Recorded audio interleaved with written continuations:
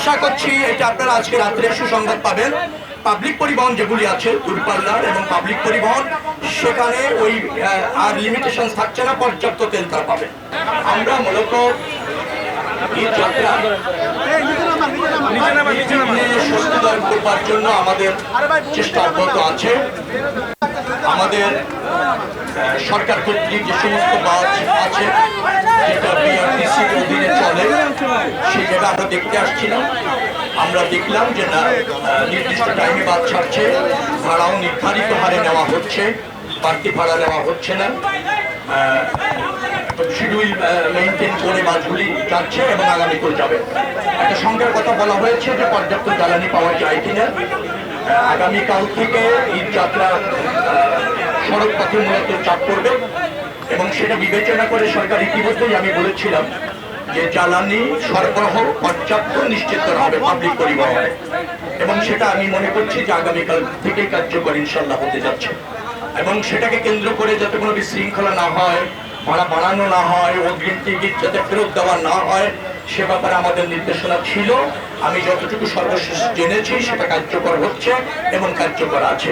ভাড়া এখনো পর্যন্ত বাড়েনি, বাড়ার সুযোগও নেই। আবার অগ্রিম টিকিট ফেরত দেওয়ার একটা চেষ্টা ইতিমধ্যে হয়েছিল জ্বালানির সংকটকে কেন্দ্র করে, সেটা আমরা বলে দেওয়ার পর অগ্রিম টিকিট আর ফেরত দেওয়া হয়নি, অগ্রিম টিকিট বহাল আছে। অর্থাৎ সড়ক ব্যবস্থাপনার জন্য পর্যাপ্ত প্রস্তুতি নেওয়া হয়েছে। হ্যাসেল ফ্রি জীবনের smart companion Walton home and kitchen appliance. যদি আপনি জানতে চান সেগুলি বলা যাবে। আমাদের যতটুকু সামর্থ্য আছে, বিশেষ করে পুলিশ সংস্কার করে চলাচল উপযোগী রাখা, যে সমস্ত জায়গায় নির্মাণ কাজ চলছিল সেই নির্মাণ সামগ্রীগুলি সরিয়ে ফেলা, অন্তত 2-3টি লেন যাতে কার্যকর থাকে, 4টি লেন যেখানে আছে কার্যকর থাকে, সে ব্যবস্থা ইতিমধ্যে আমরা নিয়েছি। আমরা ধরেন যে সমস্ত পাম্প আছে মহাসড়কে, সেই সমস্ত পাম্প আগামী ঈদের আগে 7 দিন, ঈদের পরে 5 দিন 24 ঘন্টা খোলা থাকবে, সেটাও আমরা নিশ্চিত করেছি। আমরা ইসের জায়গায় যে সমস্ত 260টি স্পটকে আমরা চিহ্নিত করেছি যেখানে যানজট হওয়ার সম্ভাবনা থাকে এবং অতীতে হয়েছে, সেটাকে চিহ্নিত করে হাইওয়ে পুলিশ, বিআরটিএ, আমাদের পরিবহন সেক্টরের সাথে যারা জড়িত, স্থানীয় পুলিশ, জেলা প্রশাসক, পুলিশ সুপার, তাদের সমন্বয়ে ওই 260টি স্পটে যাতে কোনো যানজটের তৈরি না হয় তার পর্যাপ্ত ব্যবস্থা, নিয়ন্ত্রণ ইত্যাদি ইত্যাদি ব্যবস্থাপনা নিশ্চিত করেছি এবং সেখানে সার্বক্ষণিকভাবে কাজ চলছে।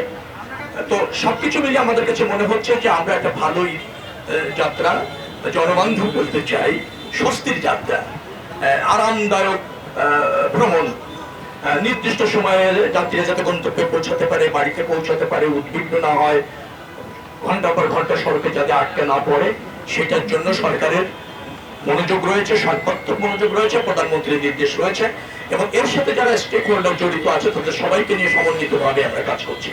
আশা করছি যে আমাদের সফল হওয়ার যে চেষ্টা আছে সেখানে কোনো ব্যত্যয় ঘটবে না। পূর্ণাঙ্গটা আমরা পরে কথা বলি, পূর্ণাঙ্গটা কবে আনতে পারবো। তবে এখন আমাদের ট্রেনের যতটুকু সক্ষমতা আছে, যতগুলি কোচ আছে, যে লোকবল আছে, সেটা দিয়ে সর্বাত্মক যে সেবাটা নিশ্চিত করা যায় সেজন্য কাজ চলছে। এবং আমি মনে করছি, আমি গতকালকে ট্রেনে গিয়ে কটক স্টেশনে গিয়েছিলাম, সেখানে গিয়ে যে ব্যবস্থাপনাটা আমি দেখেছি অব্যাহত রাখতে পেরেছি, সন্তোষজনক।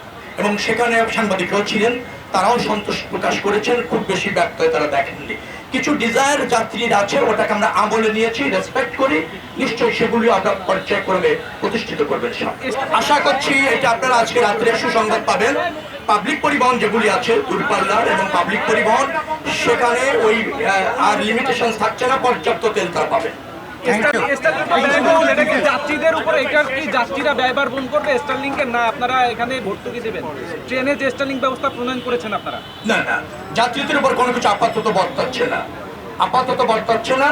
আমরা এটাকে আরো একটু বিচার বিশ্লেষণ করে কিভাবে অ্যাকোমোডেট এবং অ্যাডজাস্ট করা যায় সেটা বলবো। তবে যাত্রীদের উপর উপলক্ষে বাড়া অথবা অতিরিক্ত কোনো কিছু কোনো সুযোগ থাকছে না, আমরা এটা কঠোরভাবে মনিটরিং করছি।